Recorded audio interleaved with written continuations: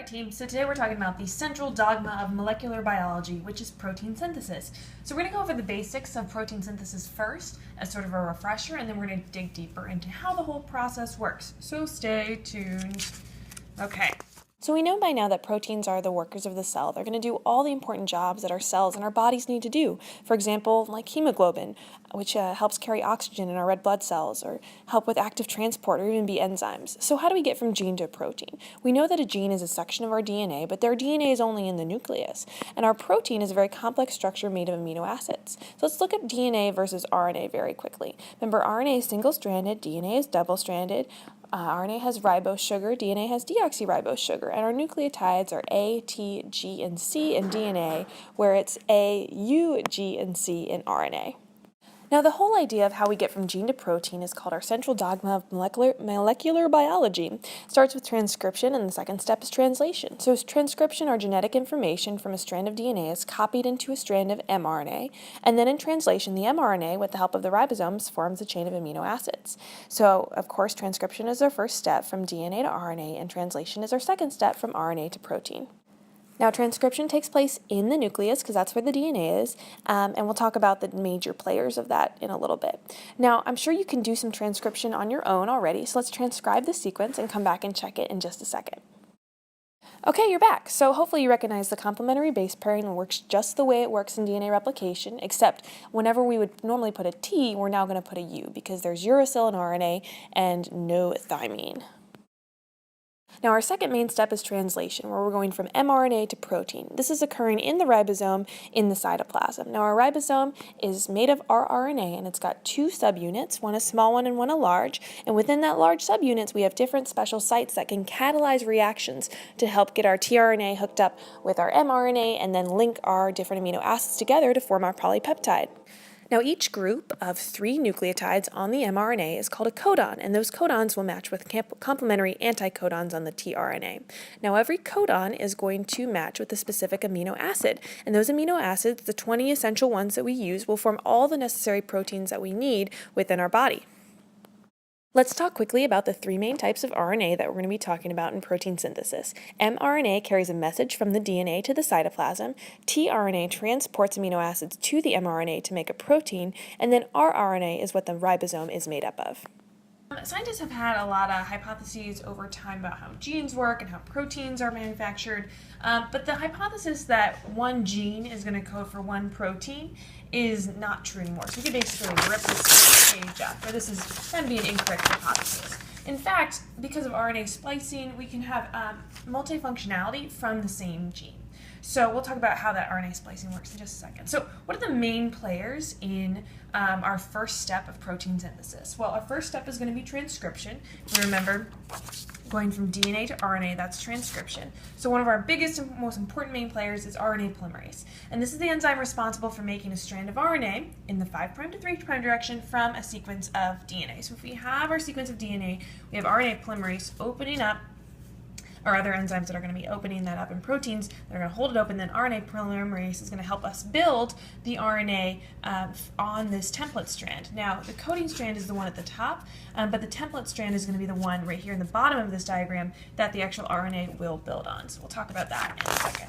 Another main player is, of course, our DNA template that is going to be used for complementary base pairing. Of course, we have a coding strand and a template strand. And the coding strand is not the one that the RNA is built on, it's the template strand. So that DNA template is very important. And then, of course, we're also going to need our 4 ribonucleoside triphosphates, which are ATP, GTP, CTP, UTP, as our substrates. And so these are just free floating within the cell, and we can abbreviate them as like A, T, G, and U, of course. There is no T in our RNA building. There's only going to be a U. Remember, RNA is our single-stranded molecule, where DNA is double-stranded, and one of the biggest differences between the two of them is that RNA uses U, where TNase does not. Okay, so transcription is going to happen in 3 main steps. So the first step is initiation, where we're going to have a promoter, which is a special sequence of DNA. This will be somewhere on our original strand, and that promoter is going to indicate to the RNA polymerase that we need to start this process. And then there's an initiation site, and then transcription will begin. And generally our initiation site will be something small, like our start codon, for example. And of course this is going to be our template strand, this is our coding strand. Next step is elongation. We're going to have RNA polymerase move in the 3' to 5' direction along the template strand. So if this is RNA polymerase, it's slowly moving in this direction. It's going to add new nucleotides to the growing 3' end of RNA. And remember, this RNA is single-stranded and it is growing. If we're adding these new nucleotides in, it'll be growing in the 5' to 3' direction. So it's continuously growing in that direction, even though the RNA polymerase is moving along the 3 to 5 or from 3 to 5 on our template strand.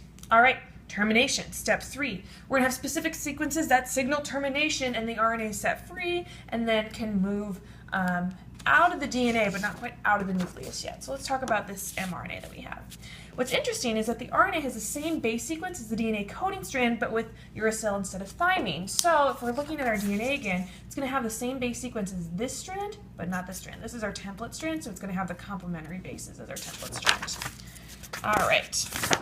So what's interesting is that our DNA is not necessarily going to give us the exact nucleotides that we will end up needing for our protein. Now, we will have these extra intervening regions in the DNA, or introns, that are not going to end up being expressed later on in the protein. So these introns are really important to recognize so that when we form our RNA isn't necessarily ready to quite leave the nucleus. So again, here's our DNA. We have our promoter, which is our special sequence to let us know that this is where we need to begin. We have our start codon, which is generally going to be like ATC. And then we'll have our exon, which is an expressed region. This will be expressed. This will help us build our protein later on by making amino acids. Then we'll have maybe a section that's called an intron, which will not be expressed. And then we'll have our final terminator. Then the RNA polymerase can leave, and of course is the coding strand, and this is the template strand. So what's interesting is both introns and exons will appear in our pre-RNA. And of course, intron again is just short for intervening region. Exon is short for expressed regions of our DNA. And so these introns must be removed before the mature mRNA can leave the nucleus. So let's talk about that process. Okay, so here we got our cell, it's beautiful, our nucleus is here. So the first step, transcription, so we have our mRNA, it is coded from our template strand of the DNA, and then we have our pre-mRNA, but there's an intron here, so we have to make sure that goes through some processing. So what we're going to have is a special type of RNA splicing where we're going to splice out that section that we do not need. And there's special small nuclear ribonucleoproteins, or SNRP, so let me write that down really quick. And these are going to bind to our sequences near the splice sites. And then these special proteins will come together, create what's called a spliceosome.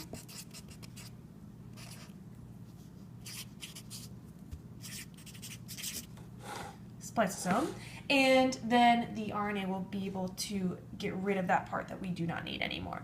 So once we have our mature mRNA, it can now leave the nucleus and go through the process of translation, where we're actually going from RNA to a chain of amino acids, our polypeptide. So this is a part where we're actually changing molecular languages. We're going from nucleic acid to nucleic acid here, but here we're actually going from nucleic acid to amino acid. So it's easier to remember translation this way. If you think of it, we're changing molecular languages. All right, so let's talk about translation. We're converting an mRNA sequence information into polypeptide sequences. Remember, it's occurring at the ribosome, which is made of our RNA, and generally this should be written with a lowercase r, rRNA.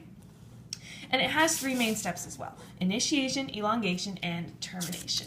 All right. So our genetic code is interpreted as a series of 3 nucleotide codons, which code for all 20 amino acids, along with a start and 3 stop codons. So we're going to have 2 main subunits of our ribosome. And again, these are made of rRNA. And the subunit's going to bind to a recognition sequence along the mRNA. And then slowly over the course of the translation, the ribosome will move down our mRNA. But first, our first tRNA, which will have an anticodon that will correspond to the codon on the RNA. the tRNA will enter into the ribosome, and then there are special 3 sites for tRNA binding within the ribosome, and they'll have like codon and anticodon interactions. But the important thing is this first one is going to bring over our initial amino acids, which if it's AUG will be our start codon, so it'll bring over methionine. And then later on, the ribosome will move down our mRNA strand, bring another tRNA, or another tRNA will enter, match up with the next codon, the anticodon will pair, and that tRNA will attach another amino acid. And there's special reactions that happen within this part of the ribosome to both bind these amino acids together, and we can slowly build our polypeptide.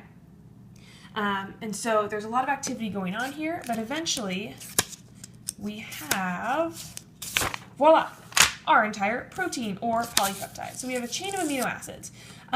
What's interesting though is that proteins are modified after translation. This is not the end of the story. So they have to be folded in a certain way to do their job, or they have to go to special parts of the cell. Sometimes they even need to be cut in half or cut apart. So there's special amino acid sequences called signal sequences, or orders of amino acids that may send this particular polypeptide to a certain place within the cell. So it can be modified further, or it needs to go wherever it needs to go to do its job. Let's talk about some of the things that will happen to this protein after translation. All right. Proteolysis. This is the cutting of a polypeptide chain. This is going to occur, we'll see a good example in HIV. So the actual protein chain or polypeptide chain within HIV is so long. It's like a really, really big viral protein. It has to be cleaved in order to actually fold the way it needs to. And so some of the ways that we're trying to combat HIV are to get rid of the enzymes that do the cleaving. Glycosylation is going to be an addition of carbohydrates to proteins to form glycoproteins. And these are going to be important in cell surface recognition proteins, the ones that are going to be matched with the oligosaccharides on the outside of a cell membrane in order to do whatever it needs to do. All right, and then phosphorylation, we've already talked about. It's the addition of phosphate groups to proteins, and of course this is catalyzed by protein kinases. We've talked about this. We've talked about signal transduction pathways, but they're really important in cell signaling. And of course, because these phosphates are charged, it's going to change our protein's conformation, so it might change the structure a little bit, and then the protein will have a different reaction or do whatever it's going to do within the cell. All right, so hopefully that didn't go by too fast. You guys can go back and watch more about protein synthesis later, or check out my other video on just the general overview of protein synthesis and how transcription and translation occur. All right, thanks. See you later.